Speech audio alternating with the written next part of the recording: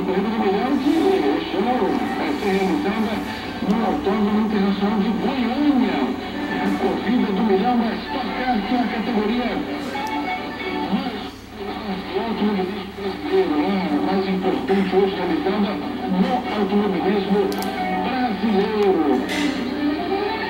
Vamos falar também, é claro, do basquete masculino. No Campeonato Mundial na Espanha, o Brasil realizou o torneio internacional nesta semana no Maracanãzinho. E se também derrotou Angola. Ontem bateu a Argentina num grande clássico, placar baixo, mas com vitória brasileira. O Duarte esteve lá e conversou com os nossos craques. Vamos trazer aqui a palavra dos jogadores brasileiros, do técnico Rubem Manhano. O Brasil se preparando para a Copa do Mundo na Espanha.